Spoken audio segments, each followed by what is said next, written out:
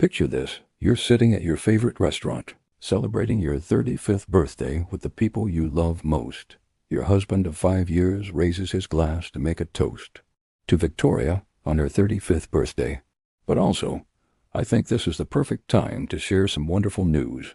Your sister is sitting across from you, tears streaming down her face, and then your entire world explodes. She was shaking her head slightly, but James continued anyway. "I'd like to make a toast," my husband James announced that night, his voice carrying that confident tone I'd once found so attractive. I watched as my sister Rebecca's face went pale, then flushed red. "Rebecca and Carlos have exciting news to share. Rebecca, would you like to tell everyone?" The silence that followed felt like death itself had entered the room. Even the ambient restaurant noise seemed to fade away. "I'm pregnant," Rebecca whispered, "but something was wrong. Terribly, horrifyingly wrong. You see, what I discovered that night would destroy not just my marriage, but tear apart the very fabric of my family forever. Because the father of my sister's baby wasn't her husband." I'm your host, and welcome to Crime Scene Chronicle. Before we dive into tonight's investigation, I want to thank each and every one of you loyal viewers who tune in week after week. Your support means everything to us. And if you're new here, or if you've been watching but haven't yet hit that subscribe button, please do so now. I was married to James, a charming financial advisor who swept me off my feet 8 years ago. We had a beautiful 3-year-old daughter named Emma, a stunning suburban home, and what everyone called a fairy tale marriage. It's the biggest encouragement we receive and helps us continue bringing you these real stories of betrayal, deception, and the explosive moments when carefully hidden secrets come crashing down. Your subscription truly makes a difference. She'd start sentences and then trail off, claiming she was just tired from work. James was unusually invested in planning my birthday dinner. He handled everything, the restaurant reservations, the guest list, even the timing. He insisted we celebrate with family at Romano's, our favorite Italian place. Carlos appeared uncomfortable during our brief interactions, avoiding eye contact in a way that wasn't typical for my usually warm brother-in-law. I remember choosing a blue dress, my favorite color, and taking extra time with my makeup. Despite my growing unease, I wanted to look good for what I hoped would be a memorable evening. But there were undercurrents I couldn't ignore. Carlos kept checking his watch every few minutes, like he was waiting for something to happen. Rebecca barely touched her wine, which was unusual. She was typically the first to order a second glass. Oh, it was memorable all right, just not in the way I expected. It'll be fun. We haven't all been together in months. The restaurant was busy, filled with the comfortable chatter of families and couples enjoying their evening meals. Our table was in the back corner, private, James had requested. Everyone was already seated when we arrived, creating little whirlpools that reflected the restaurant's ambient lighting. She was mesmerized by those circles, like she was trying to disappear into them. She's 3 years younger than me, and for years I thought we shared everything. But I felt like I was watching everything through a filter, sensing that something was building, something that would change everything. She'd struggled with fertility issues, and I'd been her shoulder to cry on through multiple miscarriages and failed treatments. But looking back now, I can see the signs I missed. James's late nights at the office that became more frequent. His phone always face down on tables. Rebecca's sudden interest in my husband's work stories. The way they'd exchange glances I convinced myself were innocent. Now let me tell you how I became the detective in my own life's greatest mystery. He tapped his fork against his water glass to get everyone's attention. "My name is Victoria, and 3 months ago I thought I had the perfect life. But here's what I've learned about fairy tales. They're usually built on lies. My sister Rebecca lived 20 minutes away with her husband Carlos. You know what's terrifying? When you realize you've been living in a carefully constructed lie, and you were the only one who didn't know the truth. The week before my birthday, something felt different. Rebecca seemed nervous whenever I spoke to her. And James, "Come on, Vic," he'd said, using the nickname that once made me smile. I should have known. A man who couldn't remember to take out the trash was suddenly orchestrating elaborate family gatherings? March 15th arrived with unseasonable warmth for early spring. We arrived at Romano's at 7 p.m. sharp. My parents, Robert and Patricia, seemed genuinely happy to be there. But here is the detail that should have given everything away. Rebecca just kept pushing her Pinot Grigio around in circles. The first hour passed with forced normalcy. We ordered appetizers, caught up on work, and Emma's latest milestones. And then, during the main course, James stood up. "I'd like to make a toast," he announced. That's when I knew. Some instinct, some primal warning system kicked in. This wasn't about celebrating me at all. James raised his glass, his eyes scanning the table, before landing on Rebecca. To Victoria, on her 35th birthday.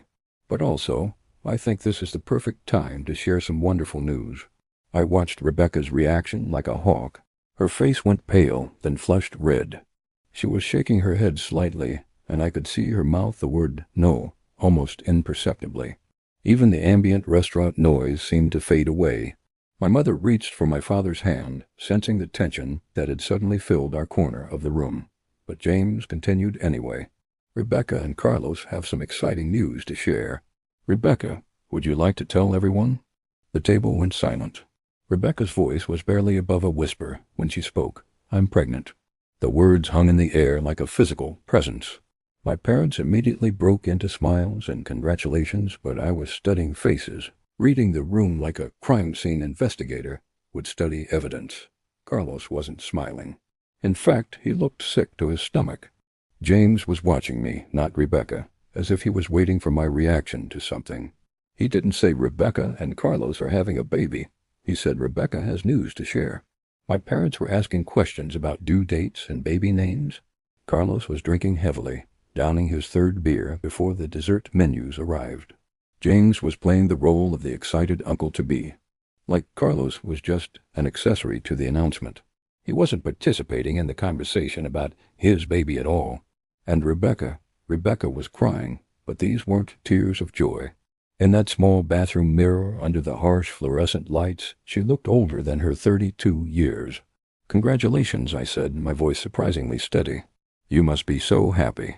When my mother asked about morning sickness, Rebecca glanced at James. When my father asked about choosing a pediatrician, Rebecca looked at James.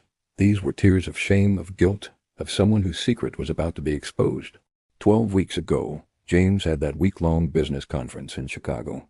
During his own birthday dinner for me, during this supposedly joyous announcement about becoming an uncle, he was checking his phone every few minutes. Or so he'd told me. 12 weeks ago, Rebecca had called in sick to work for 3 days straight, with what she said was the flu. "How far along?" my mother asked, reaching across the table to squeeze Rebecca's hand. 12 weeks, Rebecca whispered. That's when the pieces started falling into place in my mind. But here's what really caught my attention, the way James announced it. The dinner continued around me, but I felt like I was watching everything through bulletproof glass. But I was watching. I was analyzing. I was connecting dots. Here's what I observed. Every time someone asked about the pregnancy, Rebecca looked at James before answering. Every single time. Carlos, meanwhile, was systematically destroying his napkin, tearing it into tiny pieces and arranging them in neat little piles. And James kept checking his phone. Rebecca excused herself to use the restroom, and I followed her. She broke down then, full sobs that shook her entire body. "Victoria, 12 weeks, I interrupted. "That's interesting timing." She looked at me through the mirror, her mascara creating dark tracks down her cheeks. "I wanted to tell you differently. I never wanted it to happen like this." "Tell me what differently, Rebecca?" But she just shook her head and fled back to the table, leaving me alone with the growing certainty that my life as I knew it was about to end.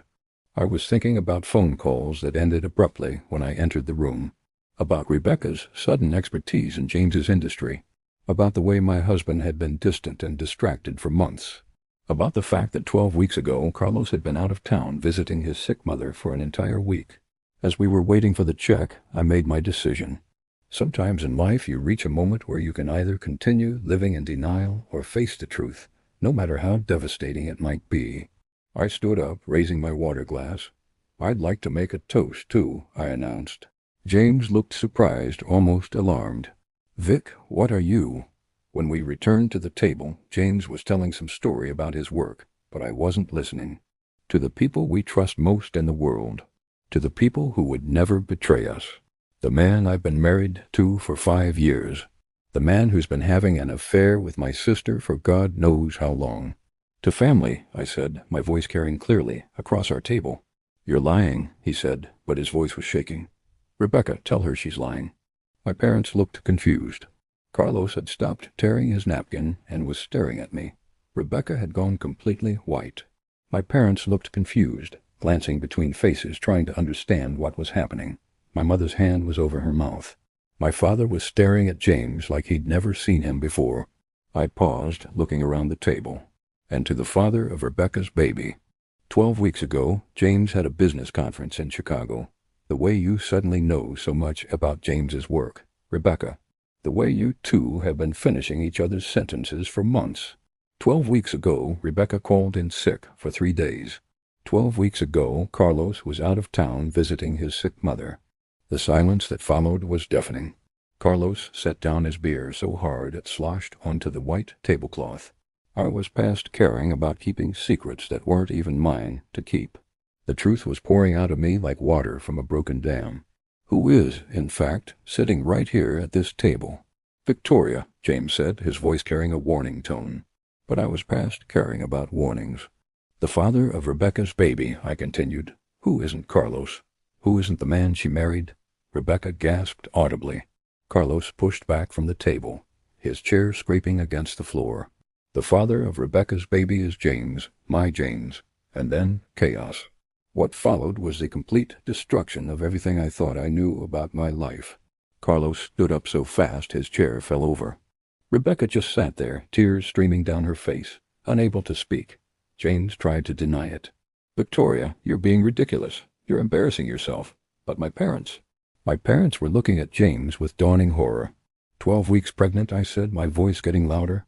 Victoria, stop, James pleaded. But I was on a roll. The phone calls that end when I walk in the room. The way you suddenly know so much about James's work, Rebecca. The way you two have been finishing each other's sentences for months. The way my husband has been treating me like a stranger in my own home while has been creating a baby with my sister. Carlos looked at Rebecca, and I saw the exact moment he realized it was true. James looked at me with something that might have been relief. His face crumpled, and he walked out of the restaurant without saying another word. My parents sat in stunned silence. Rebecca was sobbing apologies that fell on deaf ears, and James. How long? I asked him. Vic, let's not do this here. How long?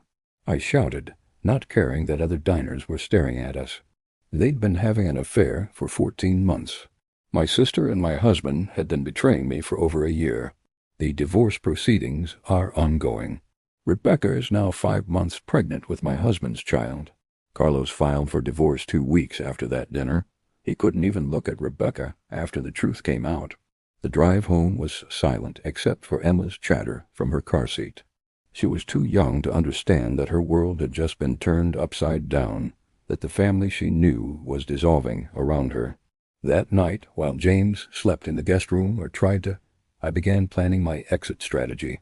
I contacted a divorce lawyer, opened my own bank account, and started documenting everything I could remember that might be relevant to custody proceedings.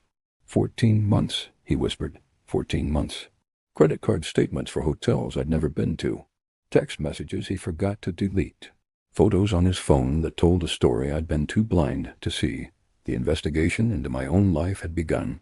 And let me tell you something, when you start investigating your own husband, you find things. 3 months later, I'm still picking up the pieces. My parents have been supportive, but the family gatherings are different now. There's a Rebecca-shaped hole in every holiday, every celebration. She chose James over family, and that choice has consequences. You know what the worst part is? It's not the betrayal, as devastating as that was. It's the realization that I was living a lie for over a year. That while I was planning family vacations and cooking dinner and helping Emma with her bedtime stories, my husband was building a secret life with my sister. But here's what I've learned. Sometimes the most devastating crimes aren't the ones that make headlines. The case of how one birthday dinner revealed the greatest deception of my life. The truth always finds a way to surface, even when everyone involved is trying to keep it buried. And sometimes the person who solves the crime is the victim herself. And justice, stories that remind us that truth is often stranger than fiction. Leave a comment below sharing your thoughts on tonight's episode. Sometimes they happen around birthday dinner tables, in suburban homes, between people who promised to love and protect each other. This is Crime Scene Chronicle, and this was my story. Thank you for listening to my story. And remember, trust your instincts. If something feels wrong, investigate. Because the truth, no matter how painful, is always better than living a lie. If this story resonated with you, if you found yourself holding your breath during those tense moments at the restaurant, or if you're interested in more real-life accounts of betrayal, deception, and family drama, please hit that subscribe button and ring the notification bell. Crime Scene Chronicle brings you new stories every week. Stories of real people facing extraordinary circumstances. Stories of betrayal. Have you ever had a moment where you realized your entire life was built on a lie? How did you handle it? Your stories help build our community of truth seekers. And let us know what stories you'd like to hear next. Remember, sometimes the most shocking crimes happen in the most ordinary places, perpetrated by the people we trust most.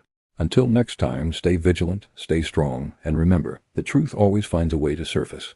Subscribe to Crime Scene Chronicle, your source for real stories of betrayal, deception, and justice.